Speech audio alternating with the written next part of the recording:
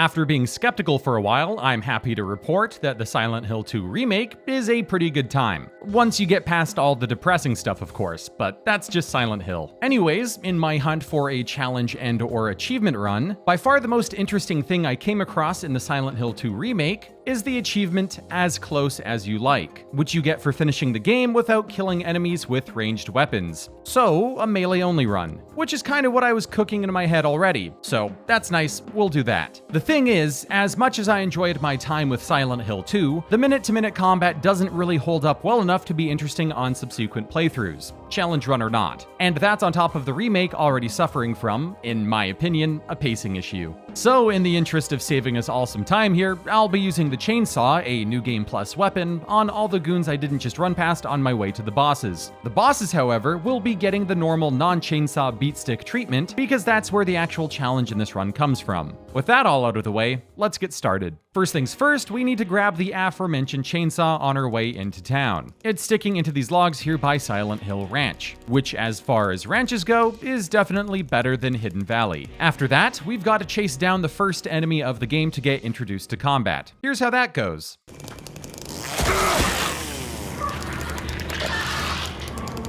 I knew we'd do it. These guys are called lying figures. And that's about how almost all combat encounters will be going for us. Alright, everything that's not us fighting bosses in this run is pretty much just running errands to solve puzzles, and for the start of the game in particular, that gets us into the apartment buildings. So let's just jump right there. We get the flashlight almost immediately in here, and also get to throw hands, or stumps, I guess, with our first mannequin.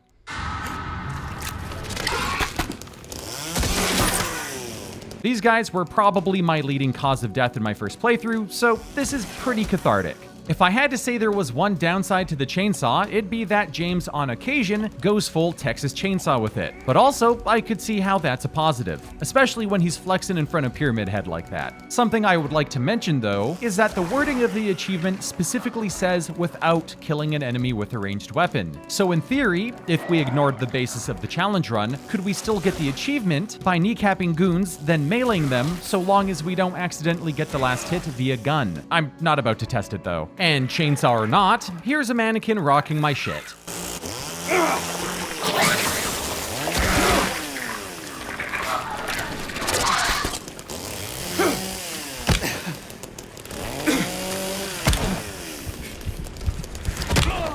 I just got fucking styled on and I didn't save by a fucking leg mannequin. I'm pissed.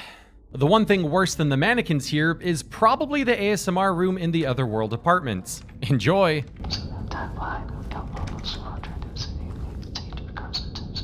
Alright, if I had a boss difficulty tier list, Pyramid Head is probably the second easiest in the game, because this fight is on a timer, and you can just dodge until he pisses off. However, if you cross swords with him, it can speed that timer up considerably. Oh! Oh! Even with the dodge window being pretty generous, I didn't exactly take him seriously and got spanked a good few times for it. Okay. Yeah.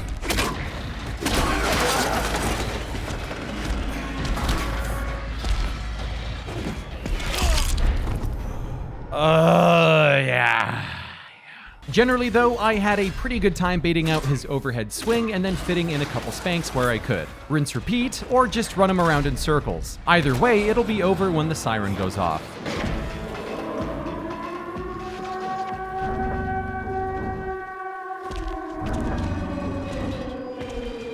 We've got a bit of time to run around a new part of town now, which is best spent hoarding as many healing items as possible. Once we're done with that, we swap our 2x4 for the lead pipe, which will be our beat stick for the rest of the boss fights. I have no idea if this thing is any better than the stick damage-wise, or if this is just a visual swap. Now it's hospital time, which will hopefully be my only experience with the American healthcare system. Oh, look at that, I hit my low-hanging fruit quota for the rest of the year. Nurses are thrown into the fold here and have some pretty good wombo combo potential, but I still think the mannequins are the most dangerous common enemy, at least to me.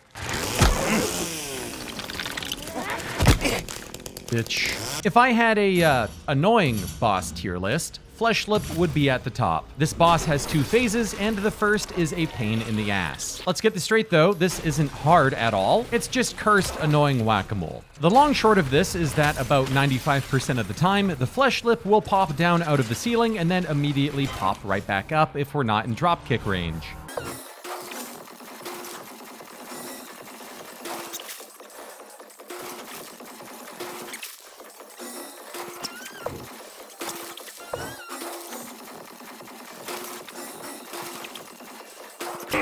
God damn it. The other 5% is the rare time it'll pop down and trade hits with us for a bit. So obviously that 5% is our best chance to just slug it out and hopefully do enough damage to get to phase 2. But also, it is possible to hit it when it's whack-a-moling. It's just fairly precise timing. Or I'm bad. Take your pick. Oh, I got his foot! I got his foot on the swing. Okay. Anyways, this took me like 10 whole minutes. Phase 2 is much easier. It just kind of starts moving around like a spider with some pretty telegraphed attacks. The main thing is that it's very hittable now.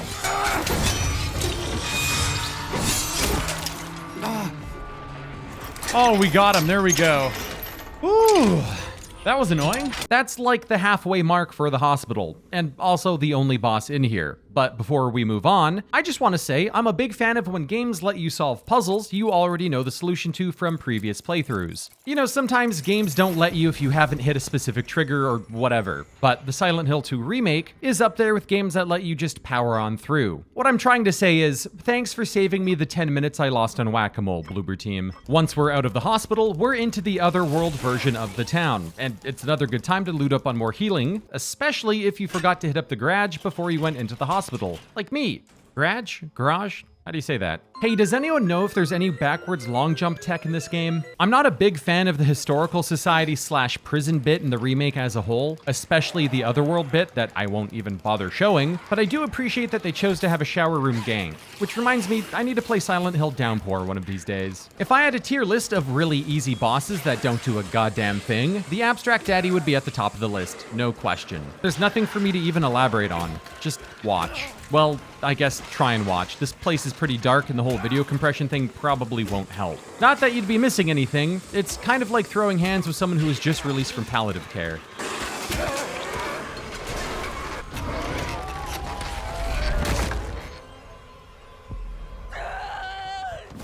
Eddie puts up way more of a fight though, so let's just ignore the worst part of the game, this fucking thing, and go straight there. So Eddie's on that Dark Souls shit because he has 3 whole phases. I guess to be fair though, they're all kind of the same thing with varying levels of visibility and meat shenanigans. More often than not, Eddie usually opens with a gunshot, which is fairly easy to dodge. Just listen for the gun cock. And yes, getting shot does hurt a lot, as you'd expect. Oh, Jesus, I thought I dodged. Oh, he shot me! Okay, I thought I was behind the meat, that's on me. Once we're in piping range, it's kind of a shot-for-shot deal. Swing, dodge, swing, dodge, swing, dodge. The more bloody he gets, the closer we are to the next phase. Also, it makes him really easy to track down if he gets away, just like in real life. Eddie changes his tactics a bit in phase 2. It's way foggier in here, and he'll try to hit and run us instead of sticking around for prolonged slap fights. He seems a little more prone to shooting here as well, but maybe that's just because he's getting the jump on us in the fog. If we do get on him, it does seem easier to get a couple hits in a row. Phase 3 is less foggy than 2, but more foggy than 1, I think. The spectacle here is the swinging meat though, which Eddie's gun will just explode now. Doesn't matter though, because he's hyper aggro in melee range, and I absolutely styled on him.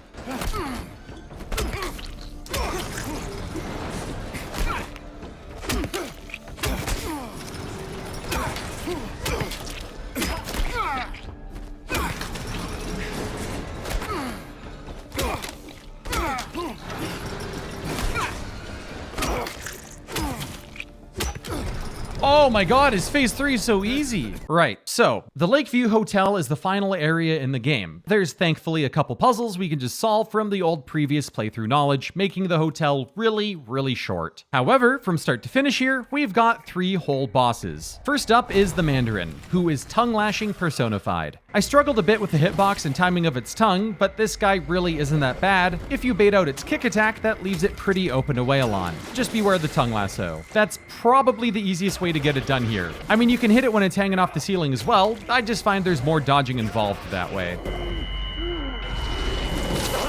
Ooh, I couldn't move from the stun. Bitch. Did we do it? Alright, we're good.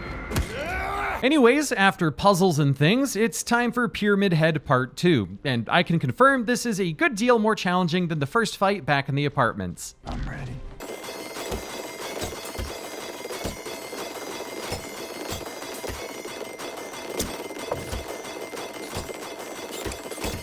In case you were wondering, you can't just run them around in circles waiting for a timer this time. I tried.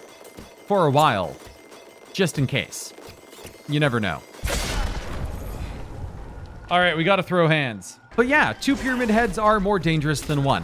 Who'd have thought? Also, they've got pretty good poking range with those spears. You absolutely do not want to fight these guys side by side. If you dodge one, you just get hit by the other, regardless of how generous the dodge is in this game. Luckily for us, sometimes one of them just kind of wanders off from time to time, which gives us a chance to get hits on the one that sticks around. That being said, even one-on-one, they still have some pretty good combos to throw our way. Some of their attacks are deceivingly quick. You'll know you're making progress when the room starts collapsing around you, kinda like the Super Tyrant fight in the Resident Evil 2 remake. And you'll know you've won when they walk to the middle of the room and slam their heads down on their spears.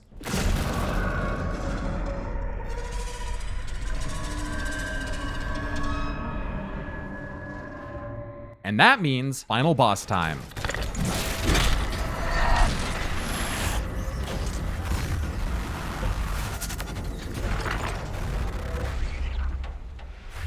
Maria, or Mary, depending on what ending you're getting, is another 3-phase boss, and also probably the hardest overall, at least this very first phase. Yes, that's the good shit. The big thing here is that at a range, she spews heat-seeking mothballs that are some of the most annoying things ever. You can hit them out of the air, but I found it kind of 50-50 if my attack actually connected with them or not, which was usually a precursor for me getting my shit rocked. If we stay close enough to her, she'll stop spawning them and instead disappear into a cloud of moths. Though she's pretty easy to track when she does this. If you're lucky, sometimes she'll stick around and not disappear right away, which is our best time to get in some swings, and then it's on to phase 2.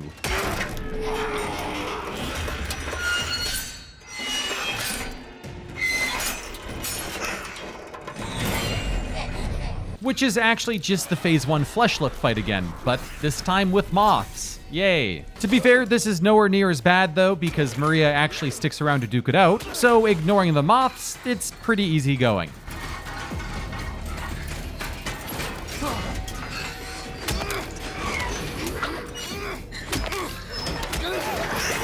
Okay, phase 2, not so bad, not so bad. Phase 3, believe it or not, is just the second phase of the fleshlip fight again, but with moths. You can actually hit Maria here when she's teleporting, making it really, really easy. The entirety of this challenge is probably just all in the first phase.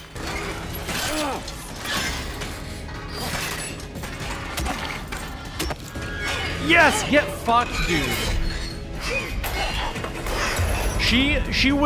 She was by far the hardest of all the bosses, but that wasn't even that bad. Oh wait, I lied. There's a phase 4. Wait. Oh, it took a few hits to do enough damage.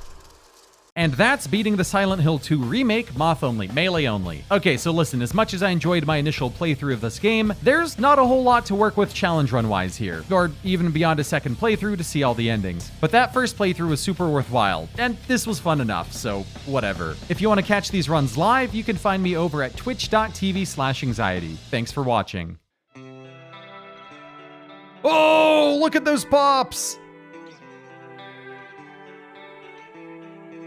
Oh, and a 4th, there we go.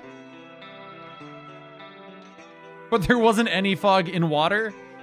Wait, that's because we were drowning.